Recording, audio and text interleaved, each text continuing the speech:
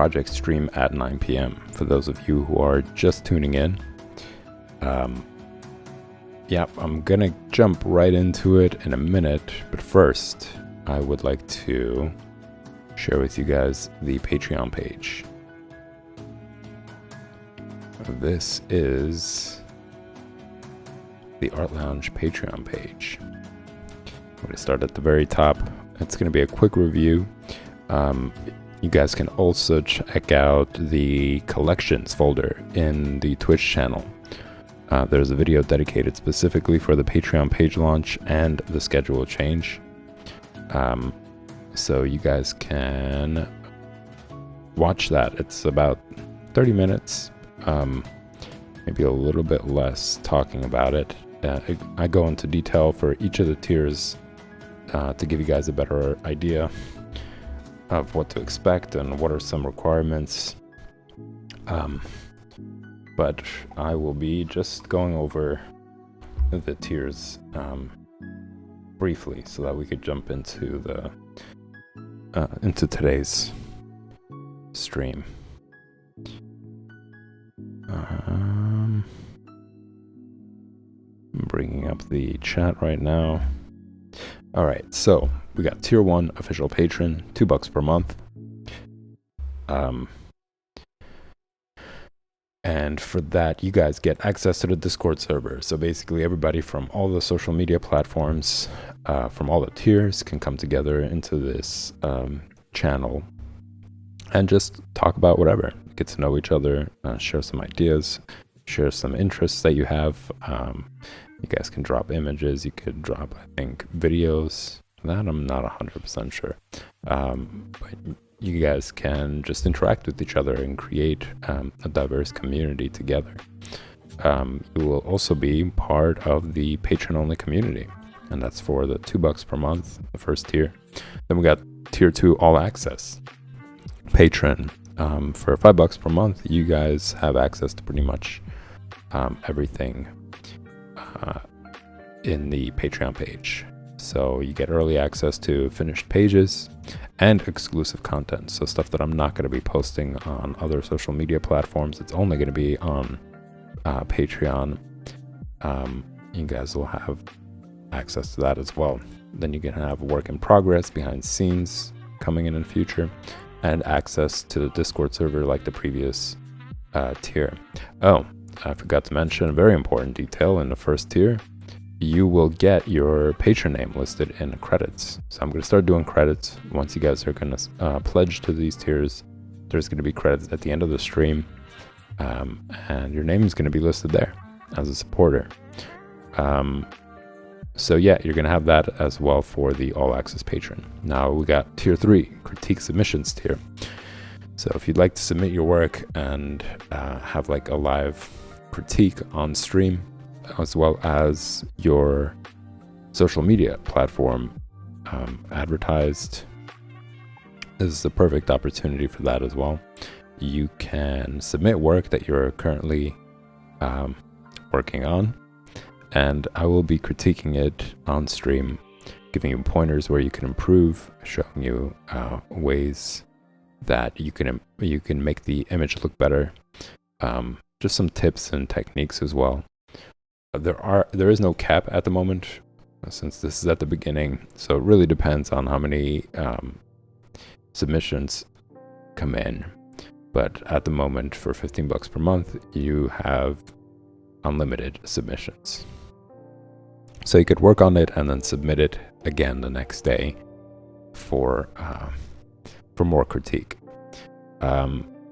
You will also get access to the artist submission Discord channel, and that's different from the general channel. So this is going to be for artist submission members. So all the tier 3 submitters will have a channel where they can interact with each other, share information, share resources, talk about comics, talk about movies that you like or TV series that you've seen, talk about art that you enjoy or other illustrators that you're into. And you will also, as I mentioned, you will be promoted on stream. So whatever social media that you have, Instagram, DeviantArt, etc., I'll include that in the stream so other people can check out more of your work. And you will also get access to all the previous tier benefits as well. Now, the next one is the Kickstarter patron, and this is going to be $25 per month. And I encourage you guys to have masks, makeup, glasses, expressive face expressions, hats, and accessories. But it's not required. You could just send me a simple portrait photo of you from your head down to your chest. And I will be doing a live painting, and that's going to be held on Thursdays. The critique, artist submission critique, is going to be on Fridays, and it's going to be for 2 hours. So it's going to substitute whatever is streaming today. And the Kickstarter patron is going to be substituted on Thursday for 2 hours. So for 2 hours, I'm going to be doing a high resolution digital painting of you. And you will also get all the previous tier benefits. I encourage you guys to check this out. Take a look at the Patreon page, read through it. There's some requirements, not for this, but for the upcoming ones, and also for the critique submissions tier as well. So take a look and read through at your own pace. If you guys have any questions, you could always ask me, and I'll be glad to answer any of those questions that you got on stream or off stream. So moving on to the next one, it's tier 4, artist promotion. So if you're intermediate or advanced artist and you want to get some airtime and promotion, just want to share your work, get your name out there, and yeah, get more people involved in your own work, this tier is perfect for that. So for $25 per month, and again, for both tiers, you could submit once. So you could submit once and then cancel for the next month if you're not planning to do another submission.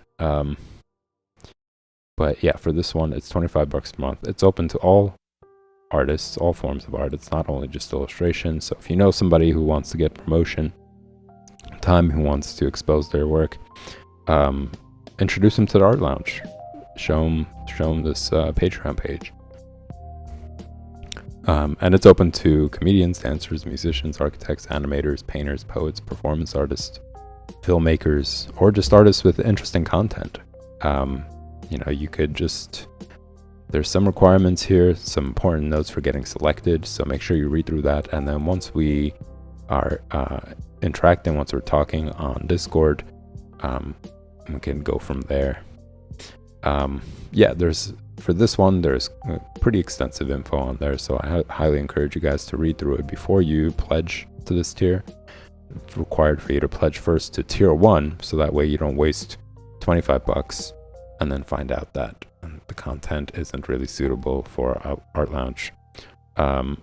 So yeah, make sure you read through that before you join this tier. All right, moving on to the next one, tier 5, private tutoring. This is limited to 15 people. It's $65 per month. You get 4 videos personalized just for you per month. So 1 video per week of me guiding you through your work. So first have to submit something that you're working on, and this tier is open to all skill level. So if you're a total beginner, this is a great tier for you as well. And the 4 videos per month, they're going to be catered specifically to you. It's going to be a one-on-one. I'm going to send you 30-minute videos per week. And yeah, you'll get hands-on input, step-by-step instructions and demonstrations showing you where you can improve. And you'll also receive the PSD file that I'm going to be showing you all that on. So whatever you submit, I'm going to be drawing over it. You could take time, look through it yourself, play around with it, try to copy it, as a way to improve. There will be homework. I want you guys to improve. That's the whole idea of it. So I'm going to assign you some things to do throughout the week. So that way your next video is going to be even better. It's going to improve your work and help you grow. Then you will also get a private Discord channel. So it's going to be just between me and you. You can leave me comments, questions you have, progress that you're making, and I will talk about it on stream or in the next video. So just a brief summary of it: 4 videos per month, a PSD file for whatever it is that you submit, what I'm going to be working on top of, exclusive Discord channel dedicated to you, and also tier 5 members only Discord channel. So all 15 of you will have a channel for you guys to interact with each other. And just like the general art lounge Discord channel, you guys can chat with each other, get to know each other, share content, share your interests, that sort of thing. And you guys also will have access to the general Discord channel. So pretty much all the tiers are going to be able to interact with each other in one channel, and then there'll be a separate one specifically for you. Then you get all the other tier benefits as well, and also your patron name listed in the credits. So that pretty much summarizes it, guys. As I mentioned, you could check out the video. It's more extensive. It really does go through each and every tier and explains to you what the process is. And yeah, you could find that in the Twitch video broadcasts. It is in the highlights folder, and you could check it out over there. All right, y'all. So that was pretty much it. Let's jump into today's drawing basics session.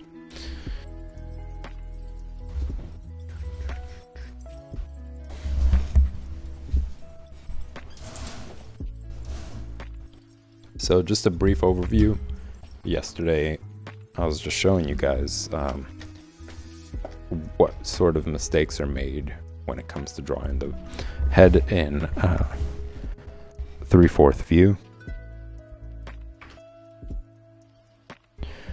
A 3/4 view, how important it is to pay attention to the distance between the eye, the corner of the eye and the nostril, not making it too long so it doesn't look weird like you see over here. You know, that just doesn't look normal. Just also talking about how the face kind of changes depending on jawline. So the broader the jawline, the more adult the person starts to look. Whereas over here, you could see that it's more of a younger age range. And just to see how that transforms. Also demonstrated to you guys how you could do it in profile view. Like, what is the step-by-step kind of instruction for that? So if you guys missed it, you could go back to that previous video and get a better understanding of it. So today, let's see. There's going to be more head examples.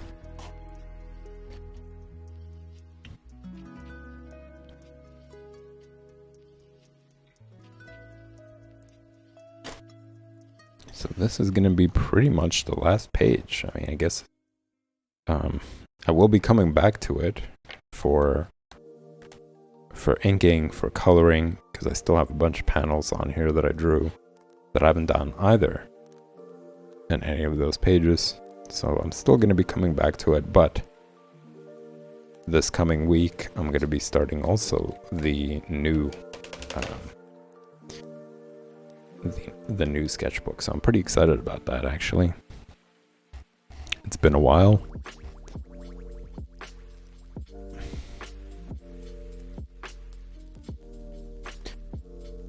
So today, on this page, I'm going to be showing you guys how you could draw the head, as you could see from the examples here.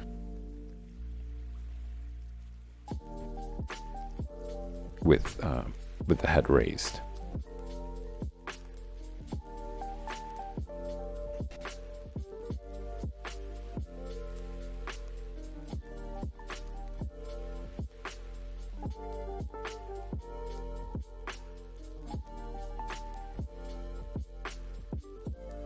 Oh, it's pretty hot in here. I'm gonna turn the AC on, so give me 1 minute. I'll be right back, y'all.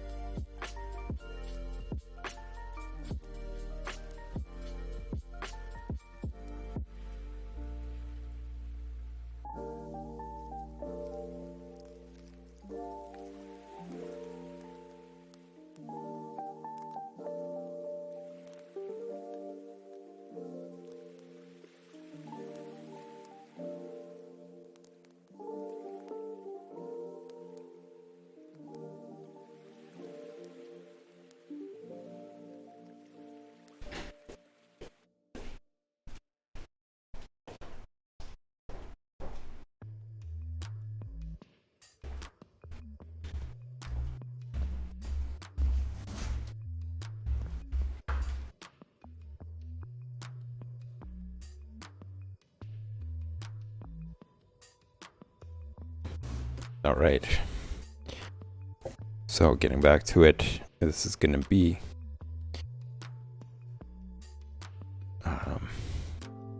drawing the head in a way where it's raised and it's looking upwards. And this is a really challenging angle, actually. Maybe not so much this view, but the higher the head goes, the more strange the face starts to look. It's just not a common angle.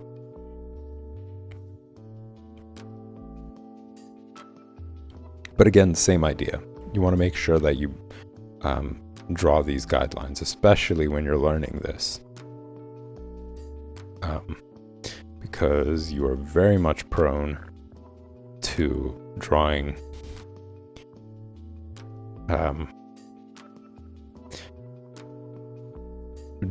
the facial features lower or higher where they're supposed to be than where they're supposed to be. So you definitely want to avoid that. You want to train your eye to see this angle in proportion. And as it works for pretty much everything else, it just it makes it easier for you to understand and to improve, rather than sitting there wrestling with it, hoping that maybe you'll make the right line and it'll start to look right, as opposed to just following these guides. It could save you a lot of time. It could save you a lot of frustration.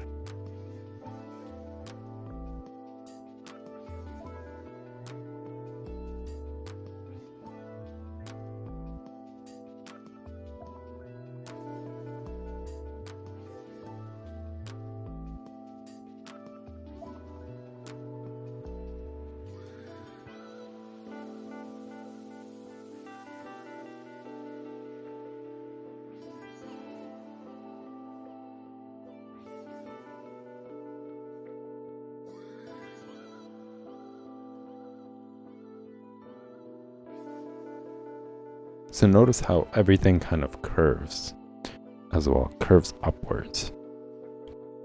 The nose curves upwards, the eyes, the bottom of the eyes curve upward. It's different than when you're drawing a straightforward face. And also the gap between the nostril and the eye becomes smaller and smaller, because your head is rounded. So as it makes its way upwards, from the viewer's perspective, it's turning away from the eye. That's just how the view works. Just the same way as with a ball, or if you even think about it, this planet, right? It's rotating and you watch it rotate. There are certain countries that start to slowly go around and go towards the back, and you can't really see it. And as they turn, you start to see less and less of that country. The country starts to get more and more narrow. So the same kind of idea is with the head as well, right? As it rotates, as it turns upwards, the features slowly start to dissipate.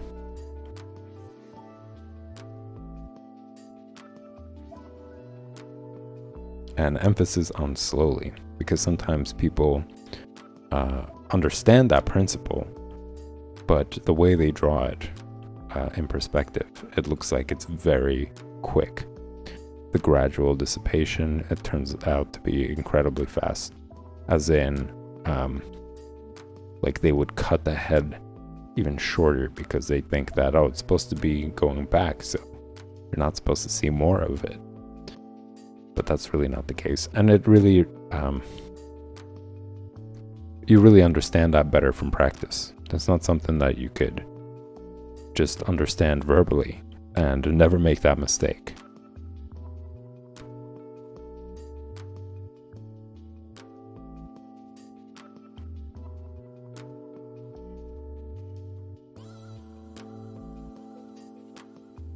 Another great thing about this drawing is that it shows you the planes of the face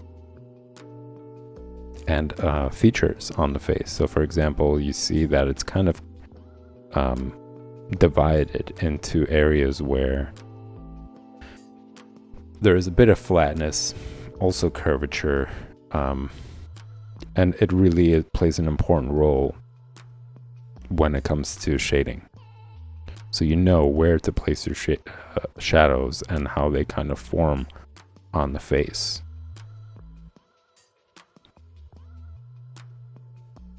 Getting yourself more familiar with that.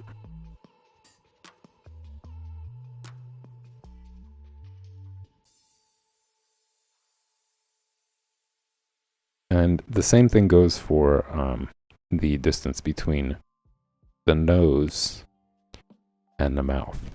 That gap starts to lessen the further and further up it goes. And you'll notice that the same thing is for when the head is tilted downwards. And as you guys could see, I'm still taking on the same process as always. I'm keeping in mind to draw lightly, to not press too hard. You know, a very important technique. You want to teach yourself good habits. This is something that I mentioned, I'm pretty sure almost every stream, because even I personally still make that mistake. And it comes from not paying attention much, or trying to train myself every time I sit down to draw to do that. And now, you know, it's more of like trying to work that out of my system, trying to work that out of being a bad habit, or being a habit rather, not even a bad habit, even though it is.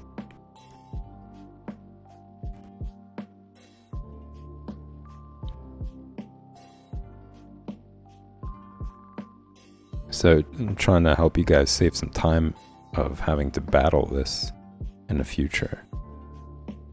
And the more you draw, the more you recognize how important it is, you know, because you do want to quicken your pace, right? You don't want to spend too much time focusing constantly on minute little details. And a lot of people want to experience drawing in this free-flowing sort of experience, right? Where you're just quickly making these gesture lines, and eventually you get yourself a figure, as opposed to just being incredibly tedious and making sure every single line is perfect. You know, some people enjoy that. That's great. But I know that the former is also a really desired way of drawing. And I personally enjoy it as well. So to get to that point, you just have to spend some time and really understand all these different techniques that become incredibly helpful. So drawing lightly saves you a lot of time, because you're able to kind of experiment. You know, it's your opportunity to experiment. You can make all these messy lines, and you don't have to devote yourself to any of them really. It's just a way for you to be able to create some sort of structure to work from, to build on. And a common example that I like to say, to give is like a building, right? You're not going to start right away, like put one beam down and then start laying on the bricks all around the house, putting in all the details and windows and frames and all that. No, you first want to make sure that it's going to be sitting on solid ground, that it's going to be supported by these beams. It's not going to topple over at some point. So these beams give you kind of parameter, right, to work with, and you want to make sure that you give yourself these parameters to lay the bricks down and not run out of bricks. And the same thing kind of happens with drawing. You want to draw these lines, these sketches representing beams, so that you can work within that frame, and that way your hand doesn't trail off too far, warping the image, warping the figure or the face or whatever. So sketching allows you to do that. You're not dedicating yourself to anything. It's a free-flowing sort of exercise in a sense. You're warming up your hand as well. So there's multiple benefits to it. It's not just for the purpose of wanting to erase and not seeing the lines. There's like all these other benefits that apply to it.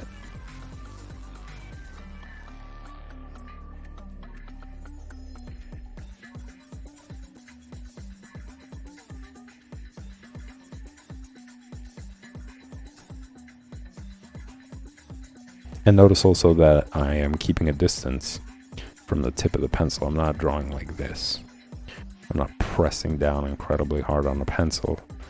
I'm keeping a distance so that I could actually see the entire face. You know, when I'm making this line, I could say, yeah, that looks about right to this side. You know, I compare the two to make sure that they're equal, since this is a straightforward shot. Yeah, drawing like this obstructs your vision, so you can't really see everything that's behind your fingers. Whereas at this height, you could see the entire drawing, and it helps you with your proportion. So another good tip there, another good habit that you want to teach yourself. And also loosening up, you know, trusting yourself that eventually you'll be able to make precise lines. You know, just the same way you taught yourself to make these precise lines by holding your hand all the way to the tip of the finger, towards the tip of the pencil, the same thing is going to apply for you being able to do that loosely from a distance. You know, when you started out drawing and you held it this tight and at this at the base almost, you weren't drawing excellent, right? You were still pretty messy. Your lines weren't accurate. So, but then eventually you honed it and you were able to draw better. So instead of doing that, instead of teaching yourself this bad habit, teach yourself that and go through that process with a good habit.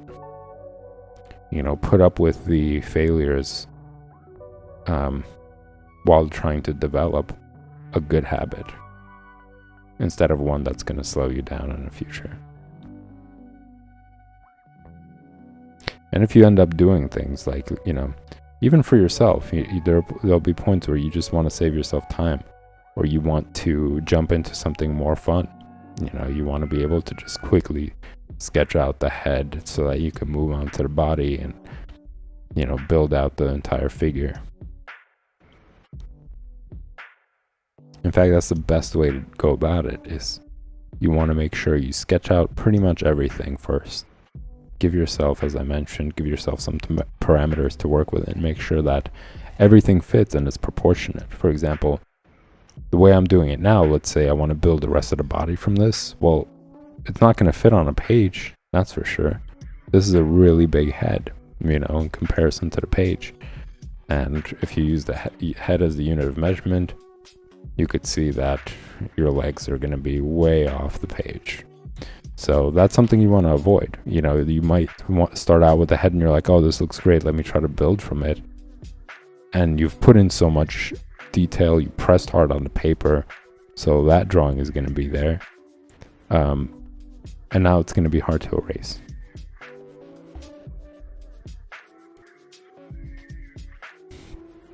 So make sure you teach yourself good habits.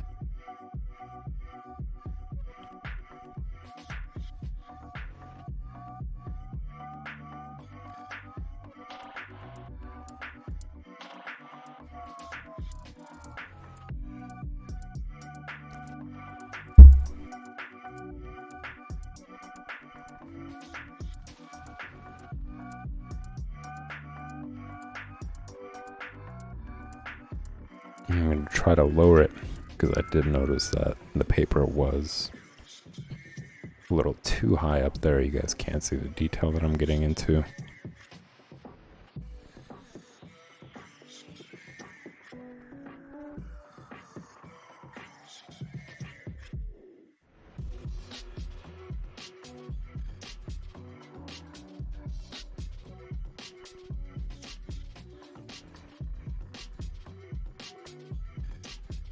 And notice that the earlobes are now much lower than the nose. So again, because things are slowly starting to shift upwards, everything else starts to slowly slowly change as well. And it's kind of hard to explain, you know, since there are certain things that end up going down while everything else goes up. And the ears are one of them. They slowly start going backwards, but certain features start to get lower. And the higher the head goes up, the more it turns away from the viewer, away from the camera, and the lower the ears get. And the chin goes up as well. So it's an interesting process.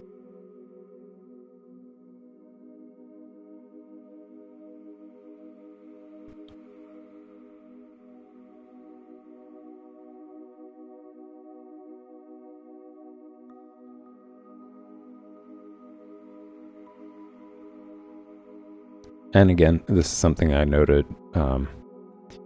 in the previous stream as well. This is a common mistake for beginners when they draw the head and then they draw the hair. They draw the hair within the head shape. So this is the line, or they will just kind of like tack on the hair and like plaster. It looks like it's plastered on the scalp, basically. So you want to avoid doing that. You want to make sure that it fluffs out, in a sense, from the head shape.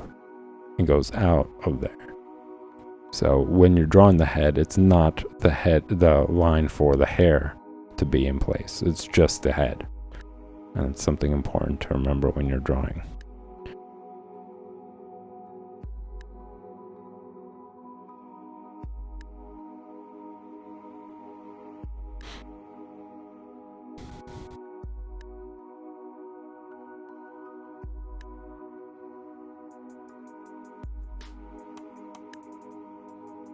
Now we're going to do the same exact thing, but I'm going to jump into more detail.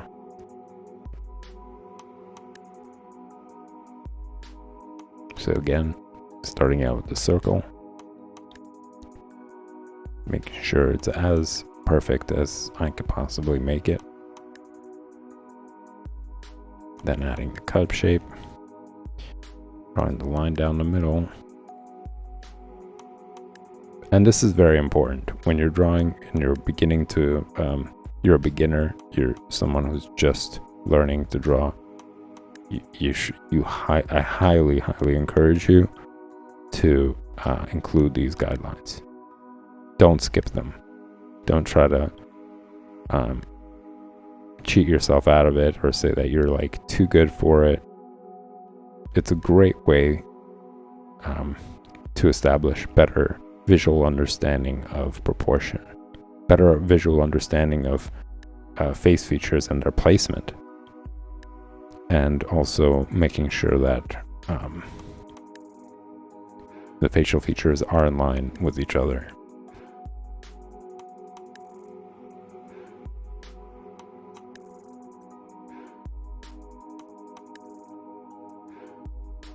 So one line is for the brow line, the other one is for the eye.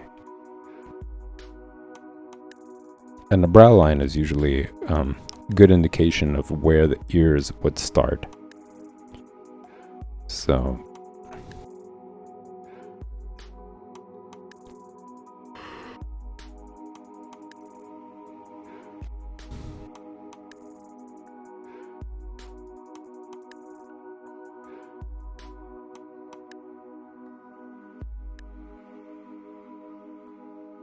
yeah, it's important to include these lines.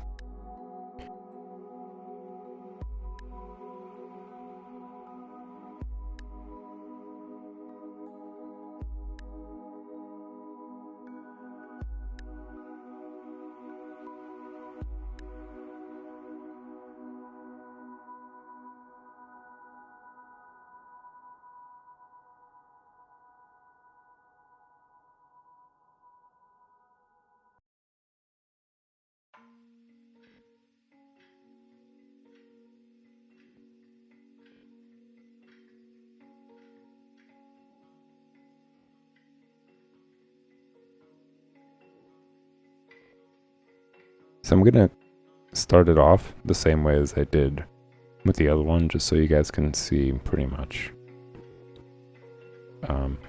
the progression. So you got the planes here.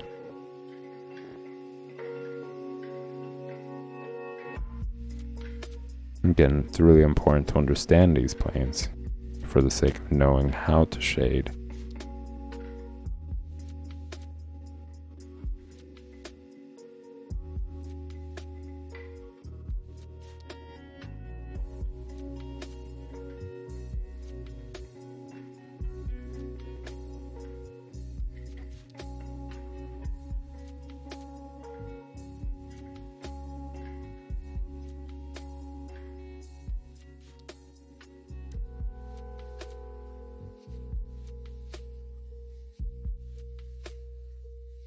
And a good indication of the tilted head is, to me, the nostrils.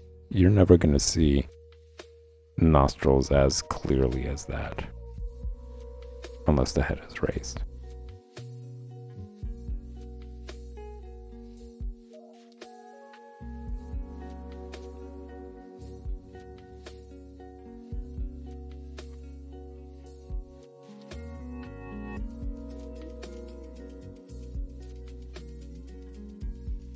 Including the cheekbones here.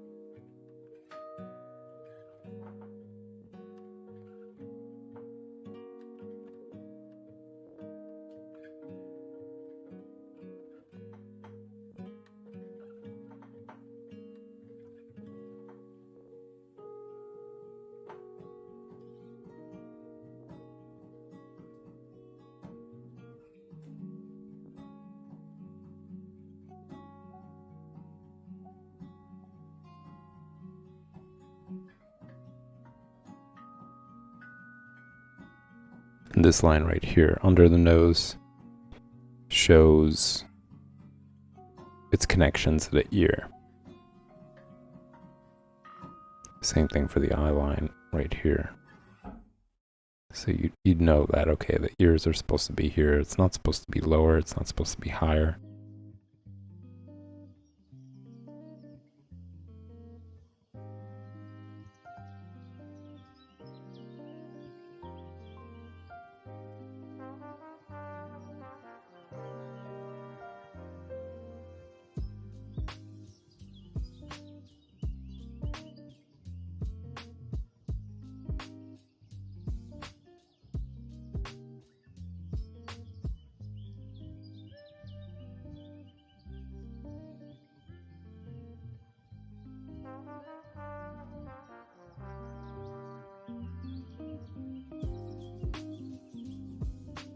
There it is. Made a little mistake there. The nostril was a little too wide. Another good way to notice that, as I mentioned, is the corner of the eye. Now sometimes it varies, and in this angle it could be that the nostril ends up widening more, because as it turns up, that line of the internal part of the nostril and the nostril itself starts to extend. You really start to see more of its form in that angle. More of its shape and size in a sense.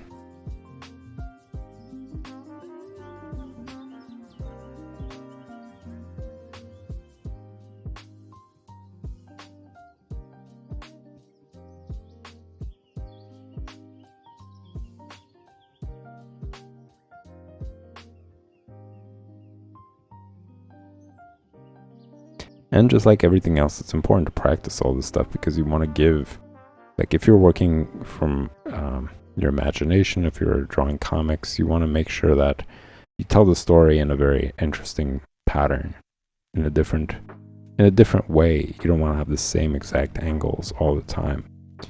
And that's something that I notice actually with like even some professional comic books. Like, you look at the pages and it's very redundant. You know, you'll have this action poses, but the angles are pretty plain, I want to say.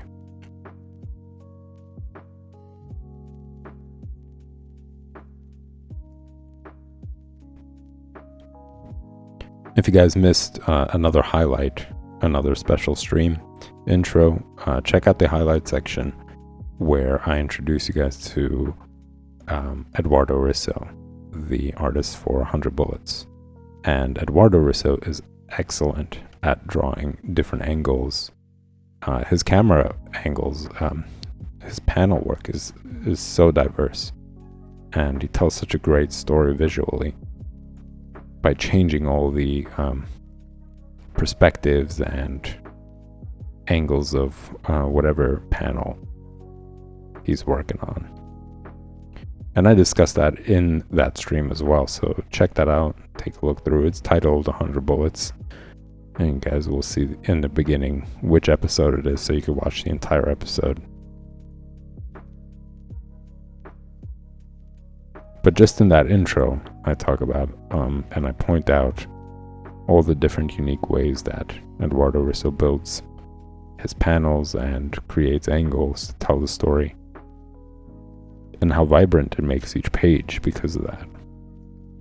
So it's not just about like drawing heroine figures. It's really about being able to draw different angles and create interesting camera work for your panels, for the story.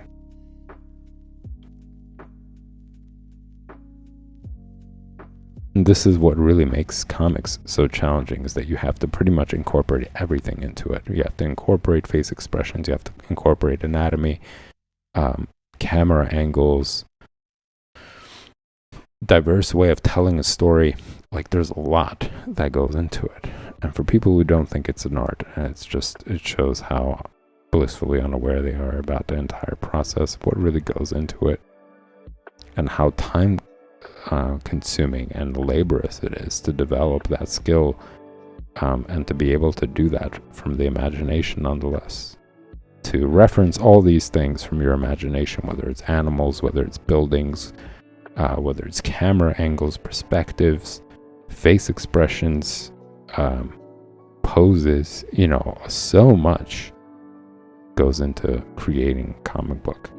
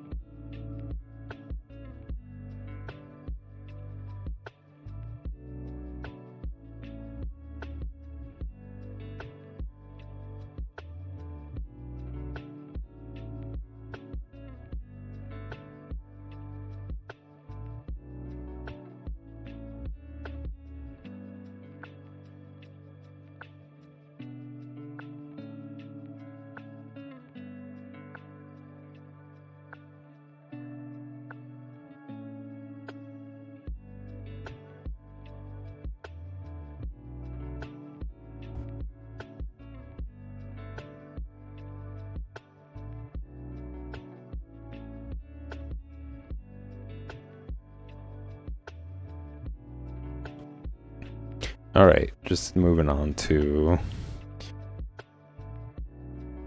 the other angle of the head. And this one is the opposite, where the head is tilting downwards. Same process though, you start out with the circle, you add the cup shape towards the bottom.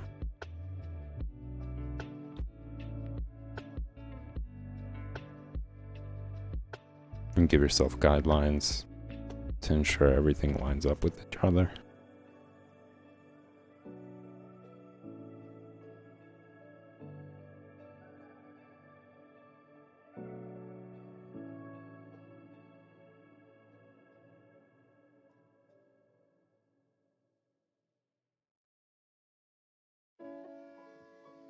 And I'm going to leave this as an example of the basis.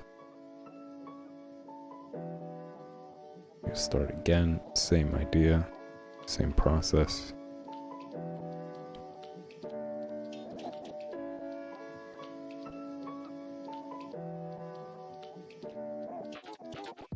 And as I mentioned before, these sketches, these guidelines, they're there for proximity. It doesn't have to be on the dot exactly as it is. You can slowly start changing things around. It's just there to, again, give you some sort of boundary to work within, to avoid the mistake of distortion, to avoid the mistake of deforming the figure by having the eye too high, too low, in comparison to the other one, having the nose more to the left than the right while trying to draw a straight perspective.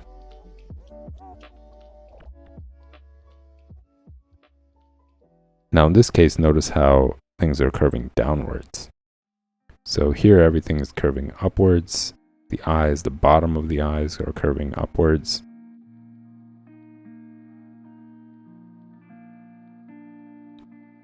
The nostril is going upwards with there being a curvature there as well. The mouth is actually taking the same curvature. So the more things that kind of line up with that in that direction, the more correct it looks in that perspective.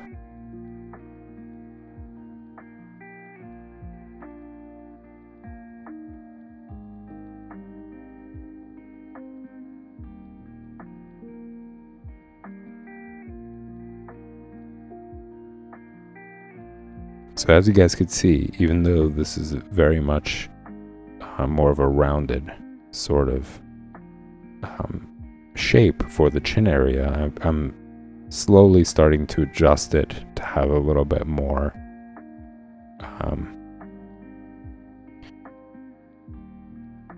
more of a jawline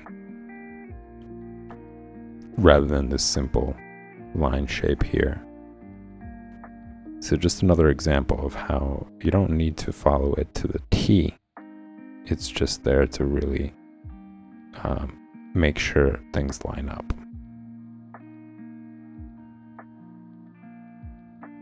So the nose is curving downwards.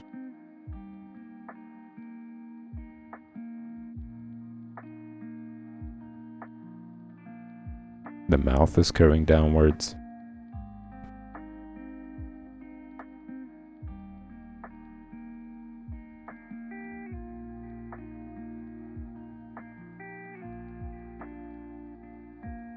The eyes are curving downwards.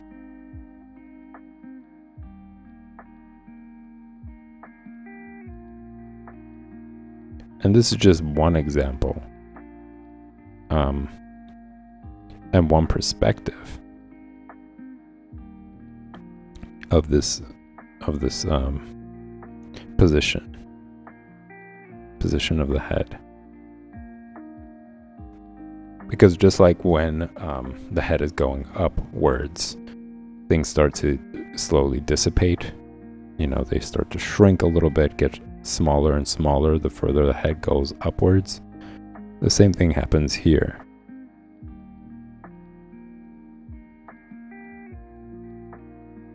The chin starts to get a little bit smaller. The lips start to take up more space.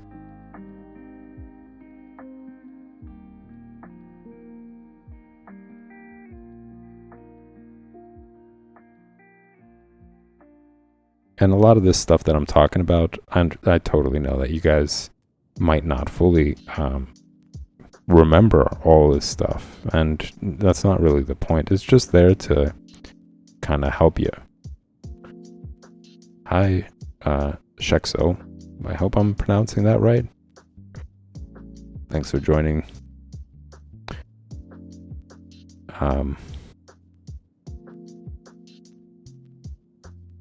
Yeah, so I don't really expect that you guys will remember all this stuff, but it is something to kind of help you recognize in the future. Like, you'll see when you're drawing and you're drawing from reference, you could notice that, and it could spark a memory. You could be like, oh yeah, I do remember it being talked about that the chin actually gets smaller the further down the head starts to go away from the camera.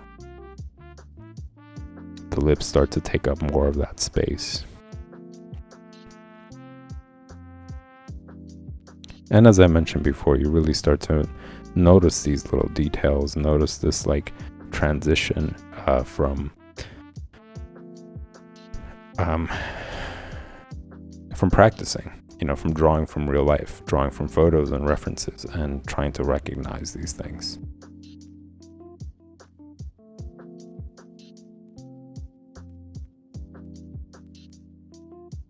And it's very important to stay open-minded.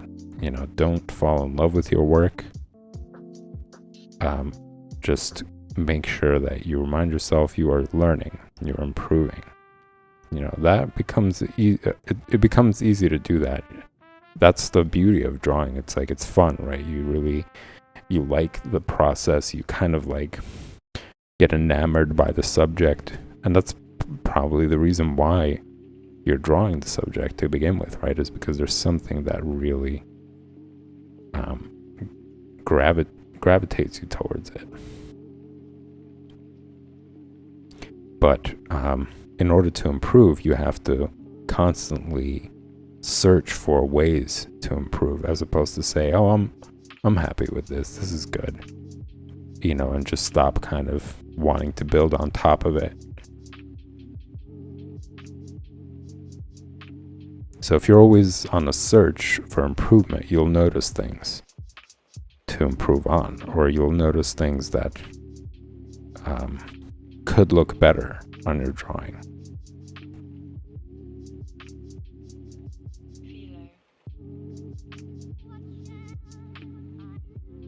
If you guys were part of my other streams, project streams, you could see how I'm also kind of going through that battle myself. Like, I'm just like, should I drop this now, stop picking at it, and try to finalize the drawing, try to finalize the project more, or should I spend more time trying to see where I can improve?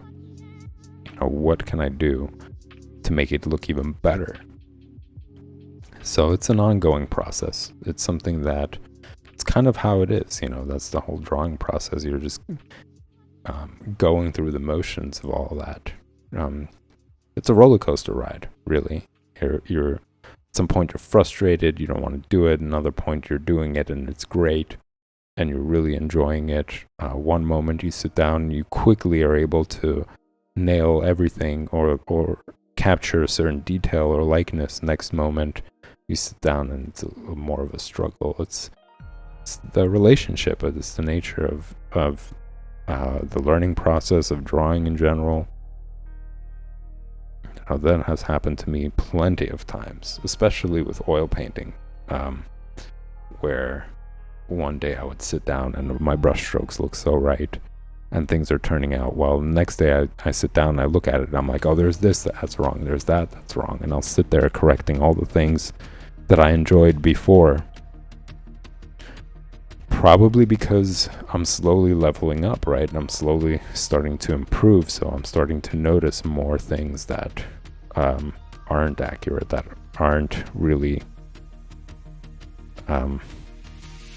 there, or aren't really drawn right.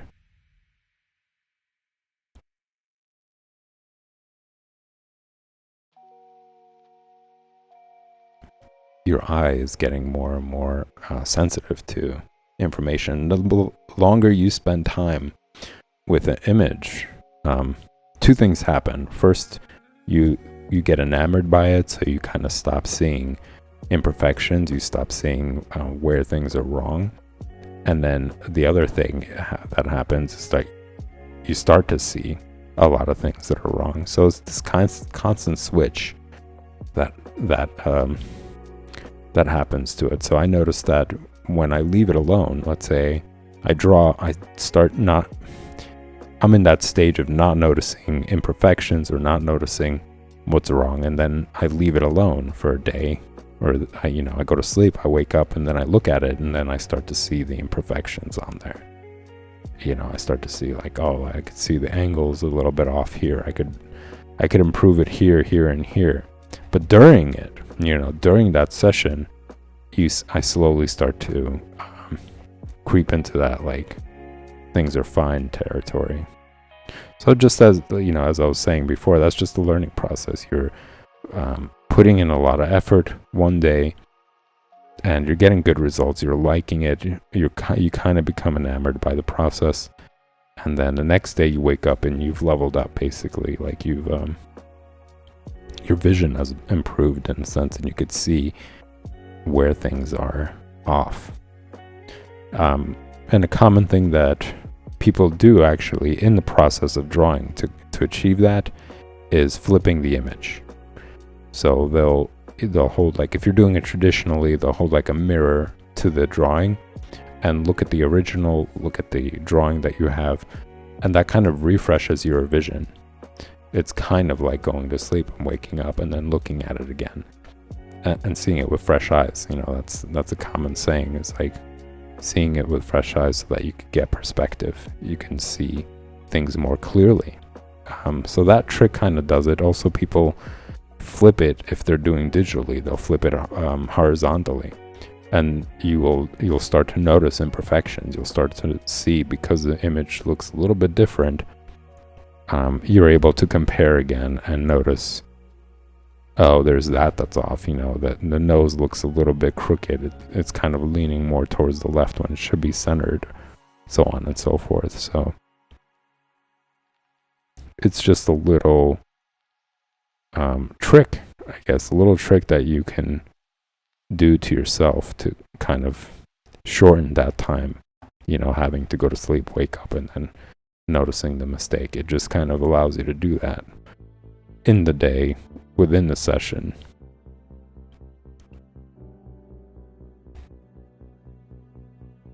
So yeah, just bringing it around to the idea of like, don't become too enamored with your work and keep an open mind. Try to push more and more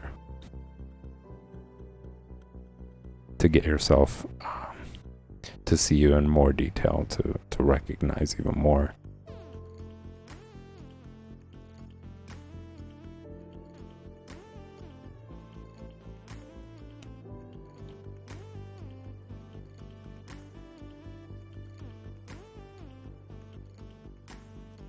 And in this drawing, you could see that the ears are going opposite direction now. So because the head is slowly turning more towards the camera and it's curved, the chin gets smaller, the top of the head starts to show more to the camera or the viewer's eye. The ears start to go further up. While the earlobes are also going up. So you notice that it's no longer, here the earlobes are below the nose, and here they're above the nose. See that? This line right here. To just demonstrate that. Eyes as well, they're on the same plane. They're on the same line, rather, not plane. But they're curving downwards, as opposed to here they're curving upwards.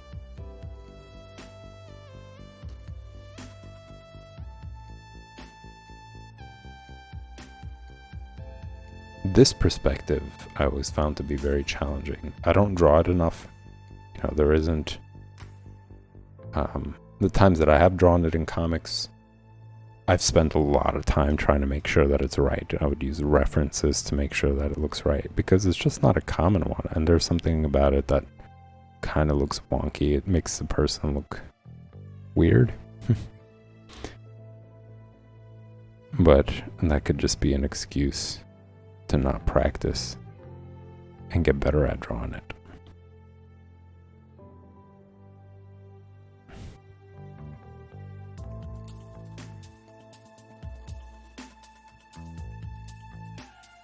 I'm trying my best to actually make it look good, because yeah, it's just a really weird angle.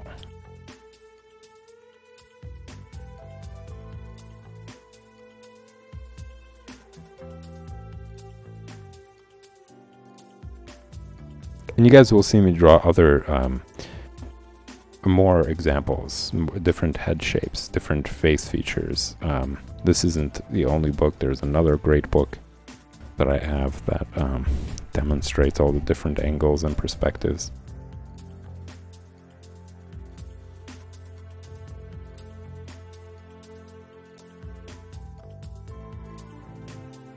Oh boy, I went over. Got carried away.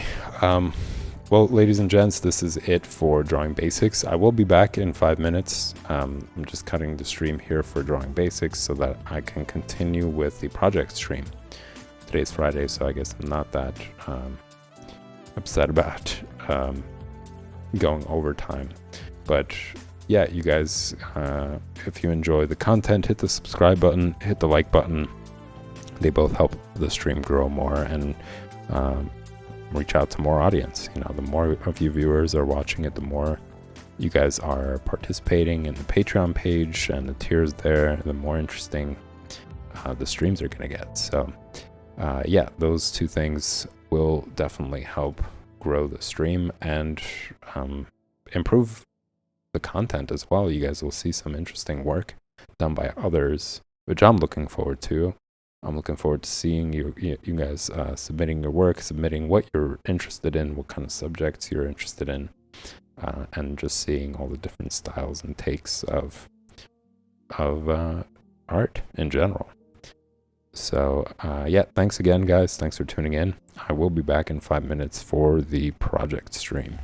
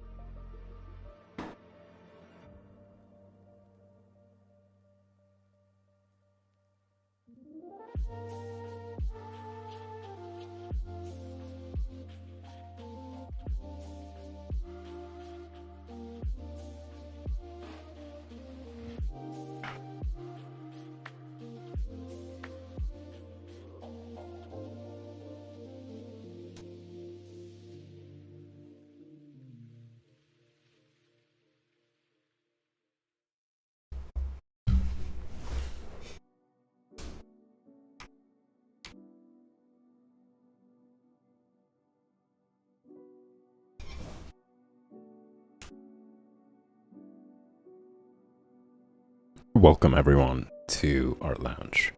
This is the project stream part 30. I will be jumping into my current project that I'm coming close to finishing.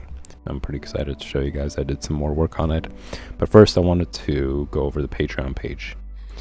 This is, I'm going to try to be brief about it, is the Art Lounge Patreon page. We got 6 different tiers here.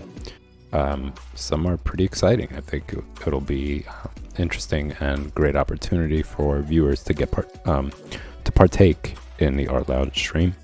So just to quickly go over it, tier 1 is your opportunity to be an official patron for the Art Lounge. It's $2 per month. You get access to the Discord server that pretty much everybody has, from all the social media platforms that I advertise on daily to all the tiers on the Patreon page. You guys can all come together in one room and get to know each other, talk about anything under the sun, share your ideas, share your thoughts, share some of the art that you enjoy, and you will also have your name listed in the credits. I'm going to start doing credits once you guys are going to start pledging at the end of the stream. So your name is going to be listed there as a thank you for being a supporter. All right, moving on to your tier 2 all access. You get early access to finished pages. So before anybody else sees it, before any other social media platform is able to see it, you guys are going to get the VIP exclusive opportunity to see it. There's going to be exclusive content as well, only posted on Patreon. Nobody else is going to see it. No other social media platform is going to see it. Just you guys will have that ability. You guys will also get work in progress, behind the scenes, and all the previous tier benefits as well. Then moving on to tier 3, and this is where it gets more interesting, the critique submission tier. So if you're learning to draw, you're working on something and you can't quite figure out what's wrong, you want to get some perspective, you want to get some tips, this tier is great for that. It's $15 per month. You don't have a limit at the moment. It really depends on how many submissions I start getting, but at the moment there are no limits. You could do some work, submit it the next day, and I'll critique it live on stream. It's going to be held every Friday, so for 2 hours on Fridays I'm going to be critiquing work. There are some requirements on here, so I highly encourage you guys to check out this page at your own pace, read through this stuff. You're more than welcome to ask questions, and I'll be happy to explain them to you or tell you more about it. But yeah, read through it, and you could also check out the video that I posted when I first published the Patreon page. I put out a video and it's like 30 minutes. I go through pretty much every single tier. I talk about it more extensively. It's probably less than that. It's not 30 minutes. But yeah, I talk about each tier. I really explain to you guys what's going on, what you need to do, and why, and just give you a better understanding of each tier. I will be doing one again in the near future, just for newcomers, people who have never seen the stream, you're just tuning in. I think it'll be a good opportunity to just kind of do a brief overview of it all in detail. Well, I guess it wouldn't be that brief, but yeah, it would be in more detail. So I'm probably going to spend more time talking about each tier, and that's going to be coming up this week. So make sure you tune in, as I mentioned, subscribe. That way you get a notification and you won't miss a stream. So yeah, for this one, you will also get, for the tier 3 critique submission tier, you will also be promoted. So if you have a DeviantArt, if you have an Instagram, if you're working on something, or if you're working on a bunch of different things, it's going to be a great opportunity to get people more involved in your page, more involved with your work.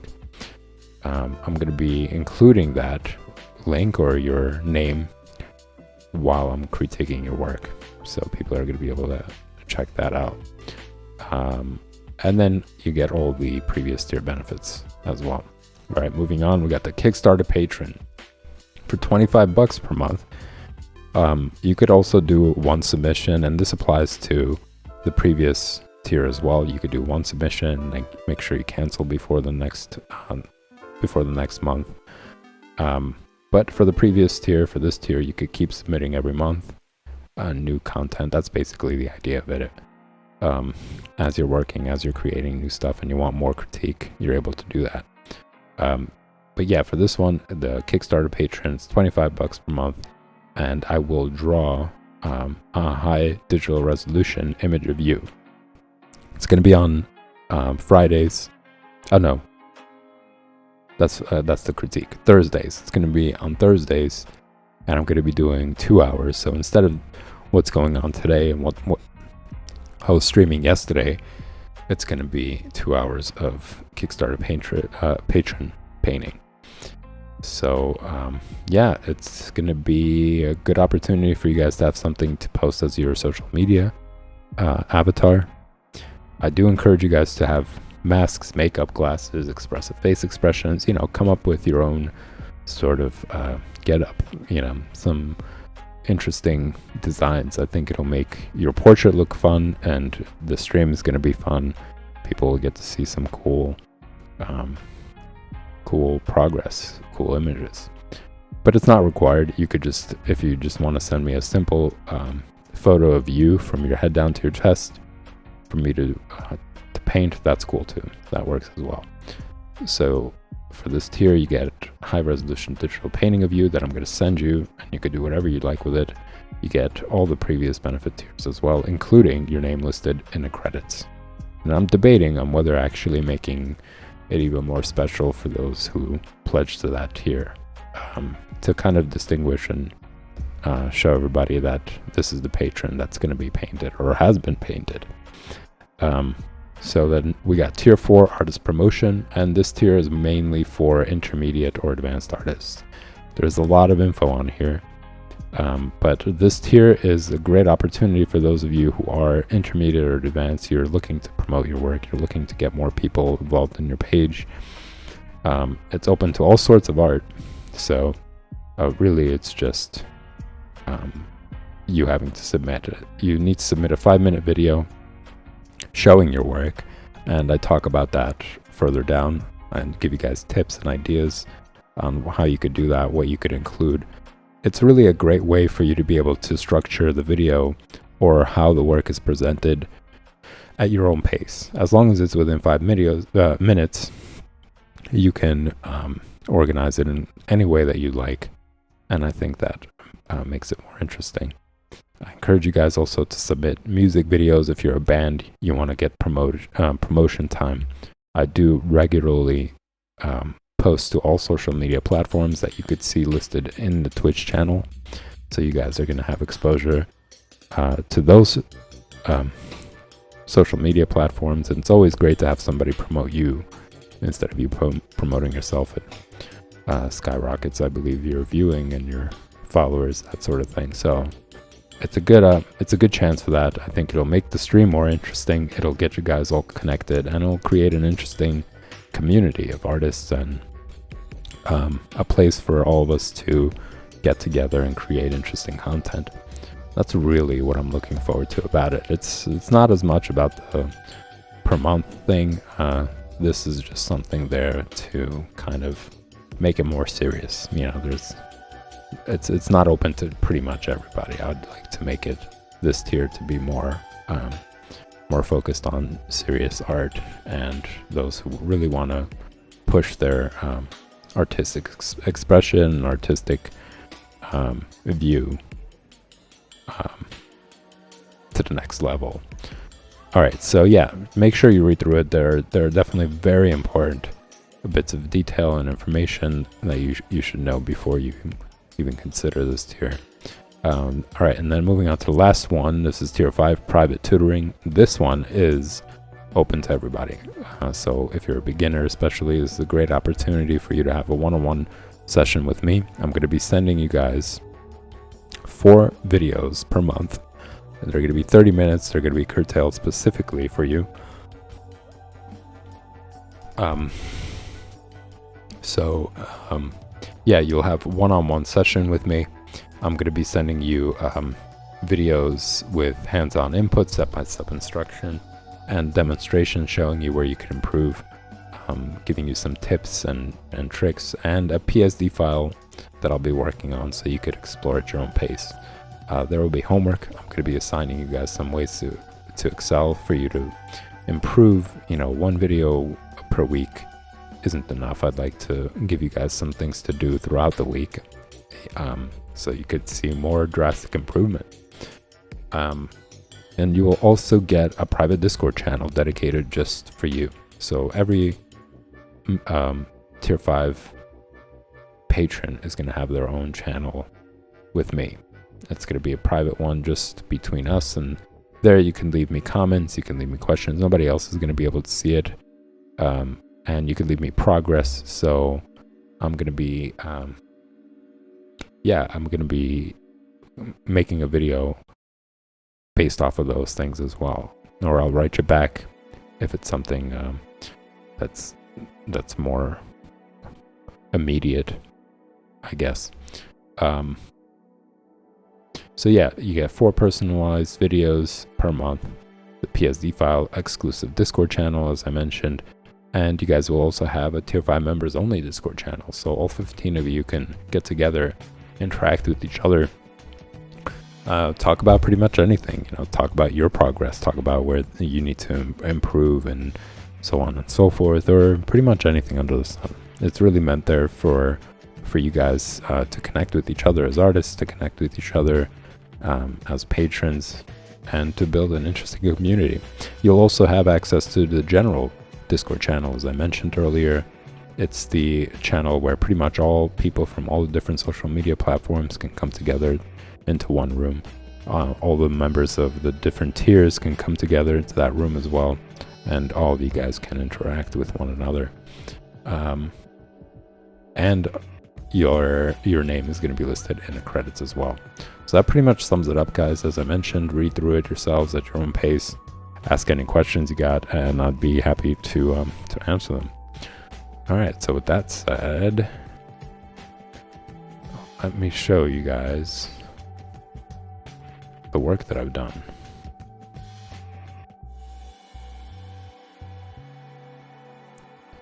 Right when Clip Studio Paint decides to work,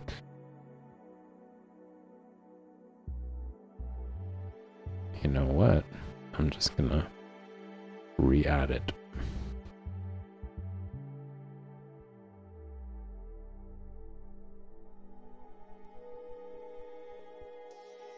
There you go.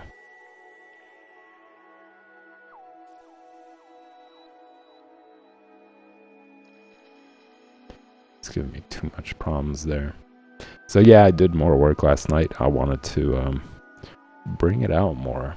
You know, I do enjoy the flat sort of coloring, but the highlights, I think, kind of brought it out more. And I wanted to include certain shadows because I feel like it defines her face more.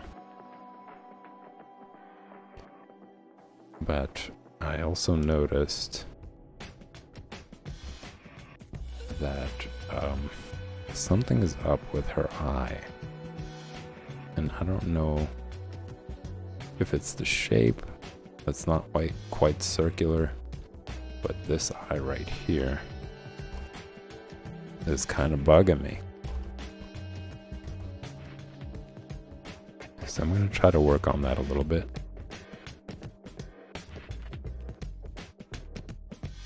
And I did kind of make a mess of the layers, but I'm going to correct that off stream. I think that's going to make things less fun.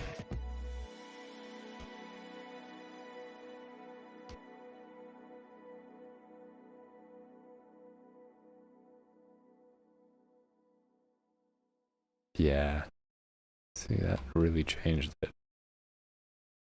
It made it look better, I believe.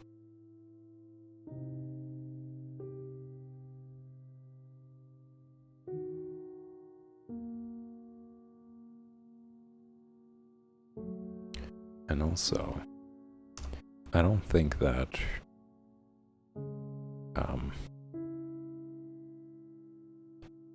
this should be as drastic of color. It shouldn't be white. I'm going to see where I place that. Is it eyes? I think it's the eyes. But I'm going to try to paint it.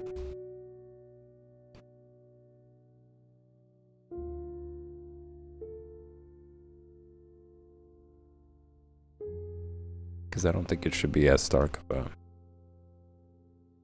a highlight.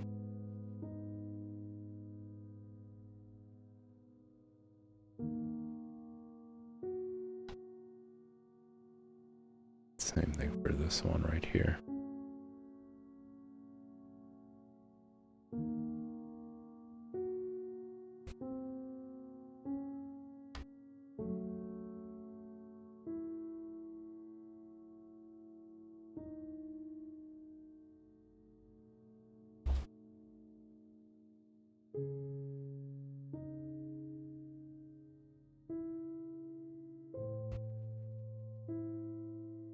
And this is something I was talking about in a previous stream. You know, I went to sleep, I woke up, I looked at it, and I was like, there's this that's off, and there's that that's off. But before, I didn't really notice that.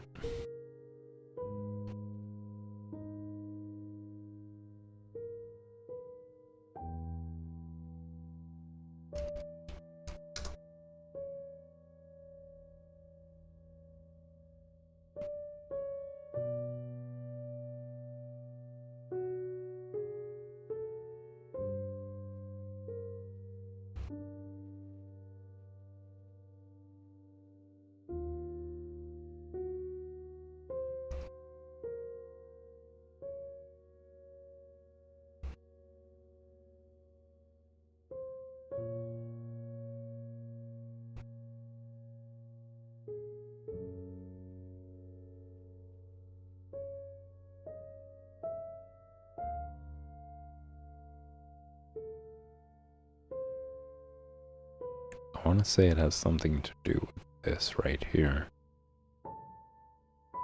Where you see the color of the lid.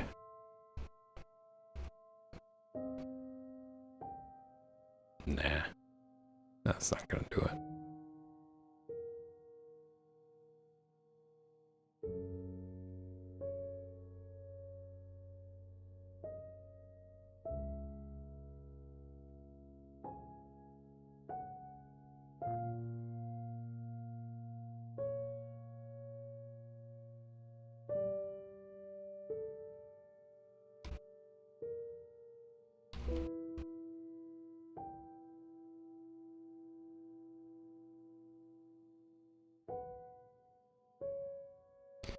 This is a little too slow for my taste.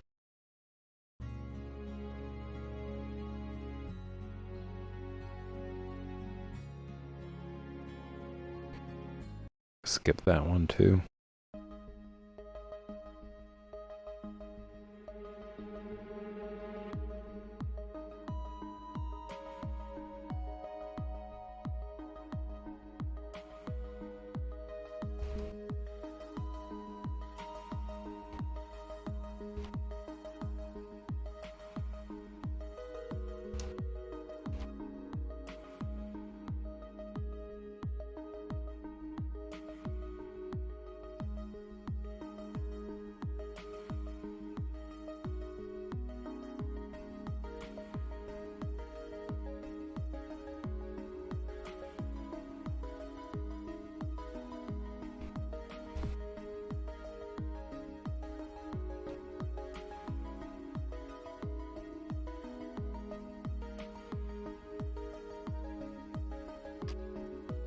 I also did some work on it in the morning before getting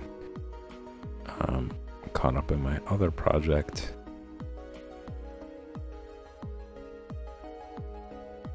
And that's where I added the shadow, the highlights really. And I was pretty satisfied with that. It's like, I might just keep it.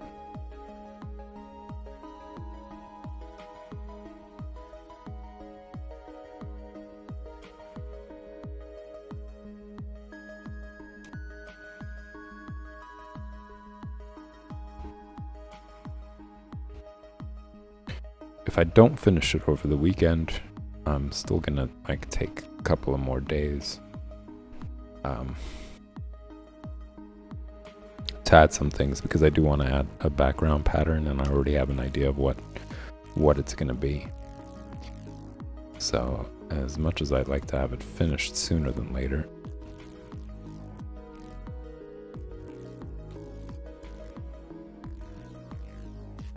and move on to the next project,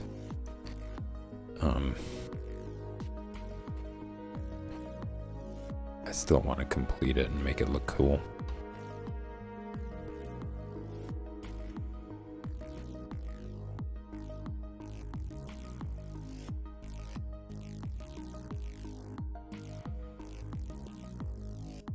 She has this tattoo. I'm guessing it's a head tattoo, but can't quite make out what it is. I just like that the color is there to suggest it.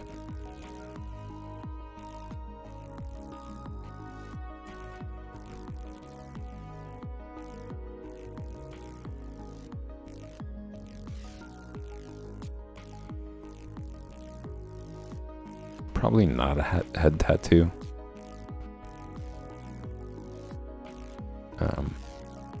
More of like a sideburn tattoo. I don't know, but I like it.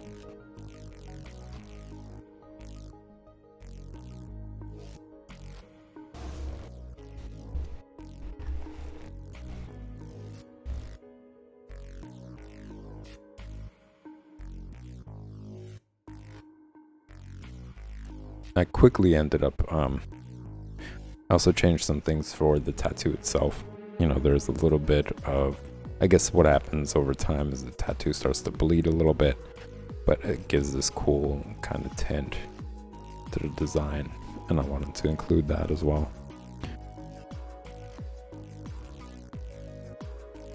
And also, there were some shadows that I made for the neck and back, but I think that got erased. So I'm going to just switch over to the shadow layer and quickly add that.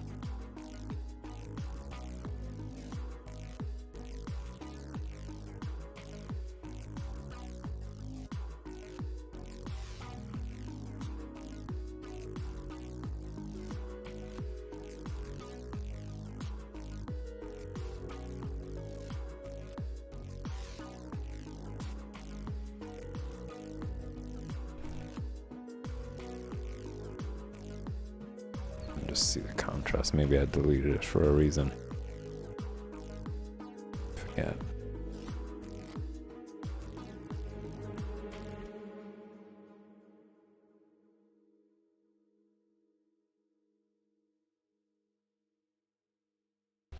I'm kind of playing around with things here at this point. Like, I'm not really going too much off of the reference. I'm just seeing things that I like aesthetically.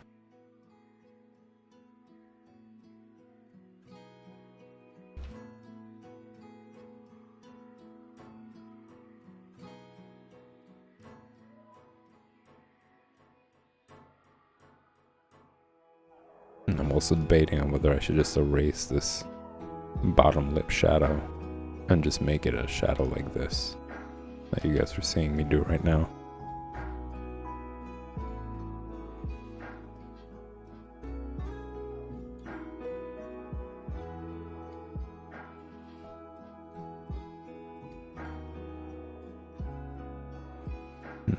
Where did I add that shadow for the neck?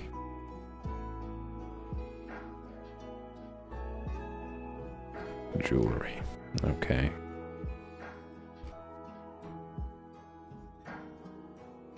And this is the problem, ladies and gents, when you don't pay attention to which layer you're working on. But it's a pretty simple fix because it is just shadows.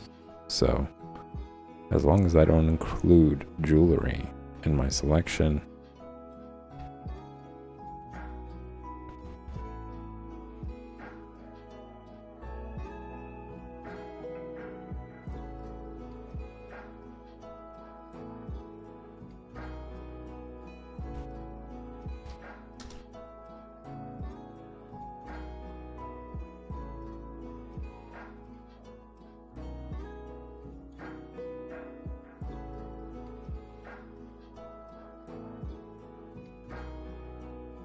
Just trying to see where else there might be shadows. It looks like under the nose. Now this is tricky because there is jewelry there.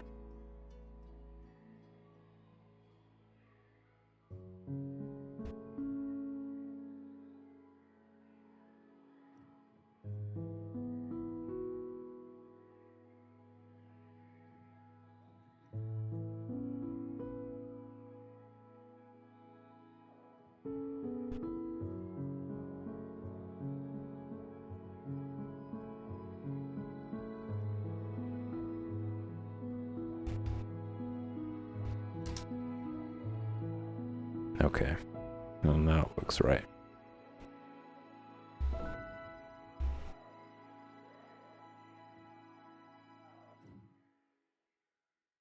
So yeah, in the morning I just kind of threw on all these, as you can see, like the shadows are pretty sloppy. I threw one under the eye, in the ears. So I'm just going to try to correct that as much as possible to make it look better.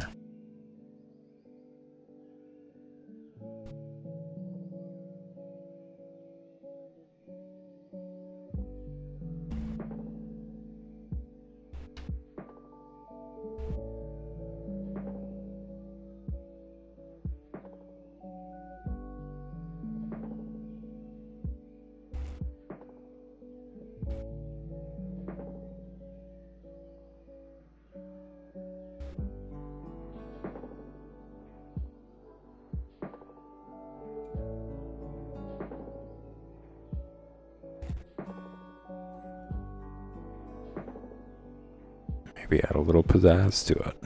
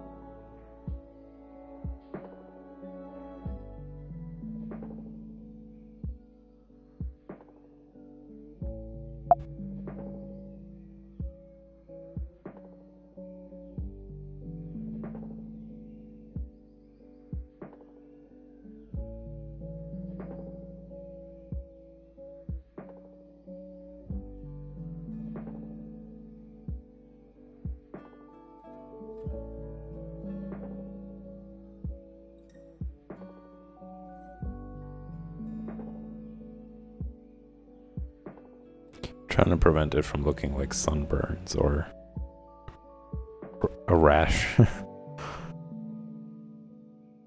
That's one of the reasons why I'm using such a faint color, because anything higher than that starts to look like a rash.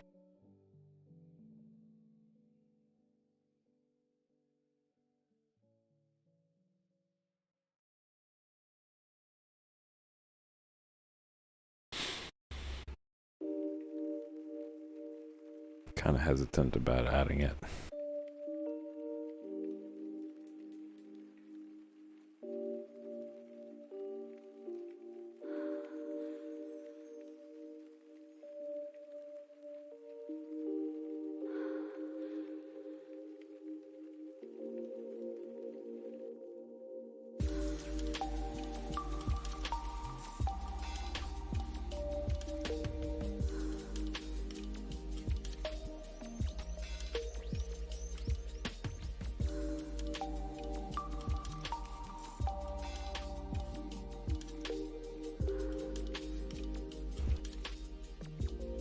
And I gotta say, I really do enjoy that I added those birthmarks.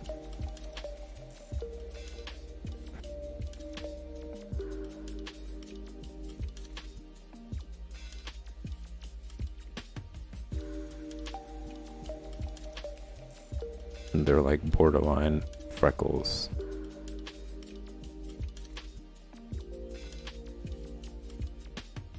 And I'm probably going to be adjusting them a little bit more because they have more color to them. And I think I just added black as the color rather than them being more like a brownish color. So let me just correct that now.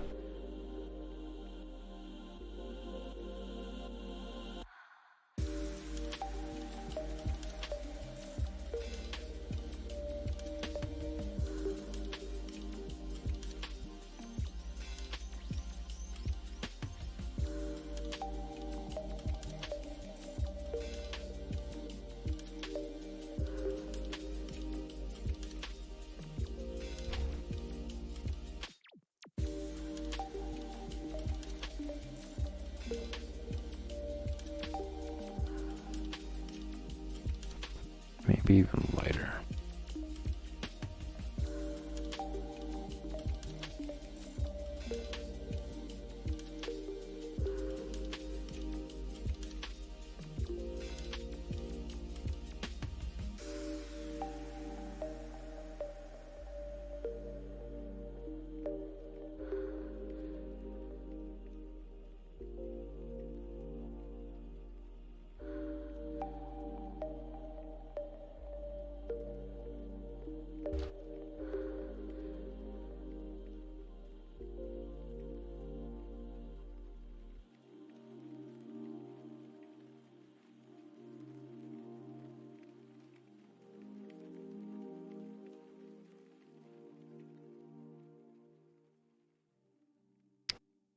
This also kind of reminds me of the new movie that's coming out called Blonde, which is based on Marilyn Monroe, and that's being played by this actress that's really been blowing up.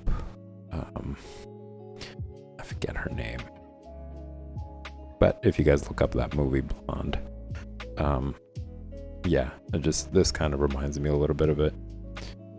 And supposedly the movie is pretty fake. Like, it really doesn't capture anything about Marilyn Monroe as she really is.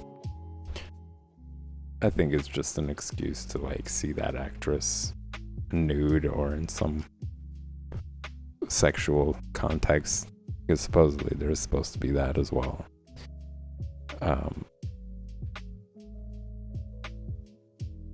Yeah, I'm not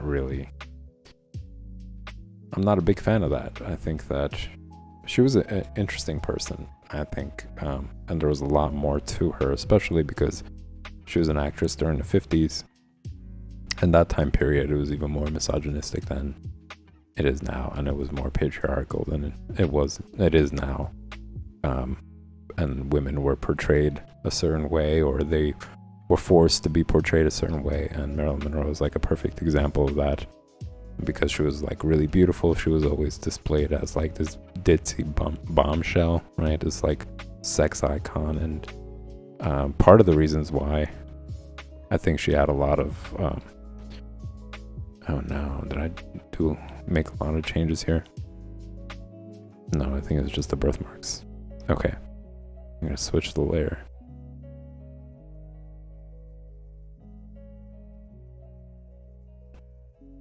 Yeah, I think part of the reason why Marilyn Monroe had such a tumultuous reality was because of that. In some ways, I'm sure there was a lot more than that, but I'm sure it was societal expectations, the fact that she was always stereotyped and cast in these movies that always forced her to be this kind of character, and then I'm sure she was treated that way in Hollywood as well, and like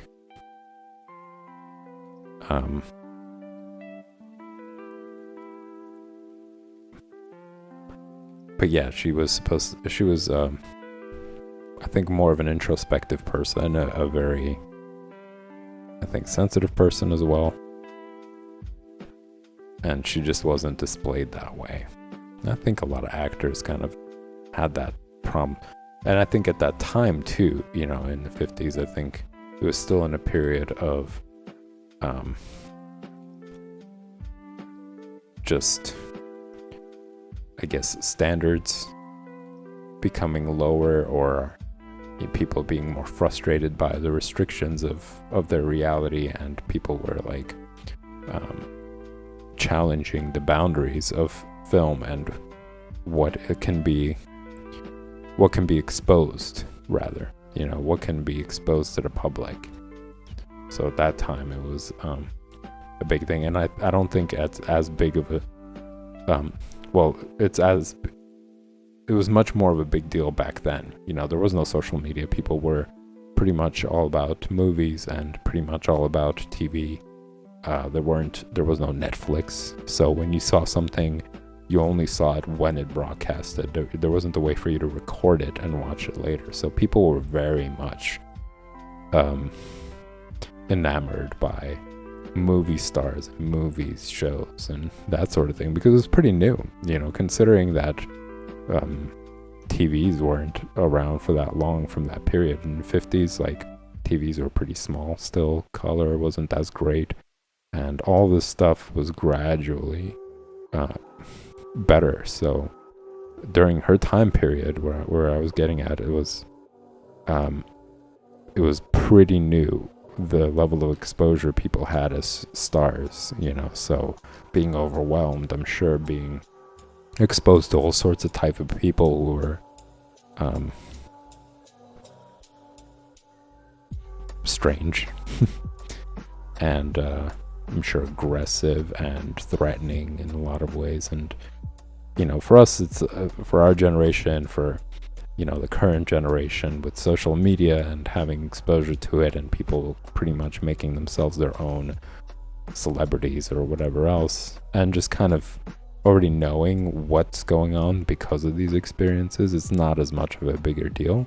It still is, but it's not as much as back then. So I think that contributed to her having like substance abuse problems. You know, she was doing a lot of different type of drugs, and she was addicted to like painkillers and all this kind of stuff, because I'm sure it was overwhelming at that time.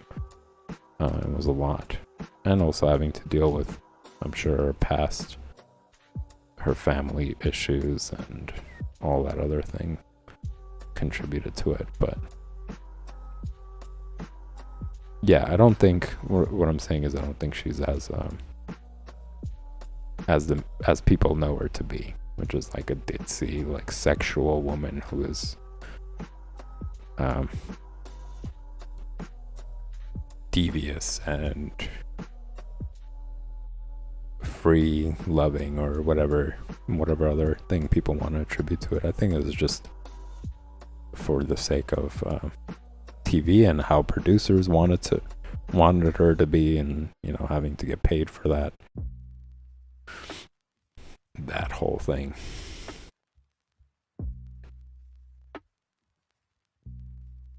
I might watch it, because I do like her. I saw the movie Misfits that she was in, and I thought that was a great movie. If you guys haven't seen it, I encourage you guys to check it out. It's a good movie. It's an old movie. It's black and white, but the dialogue is great, and the concept is great, and the character development is great, and she's pretty good there too. I've seen her in a lot of movies. I liked her, but not for what she's portrayed, because I do think that you can get a glimpse of her true personality here and there, or at least I think, you know, I see it here and there.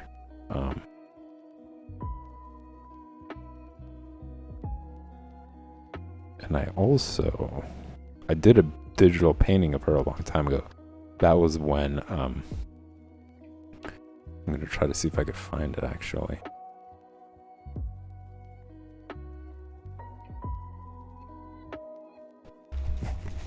I'm going to show you guys. So there's going to be something different in this stream today. You're just going to have to give me a second.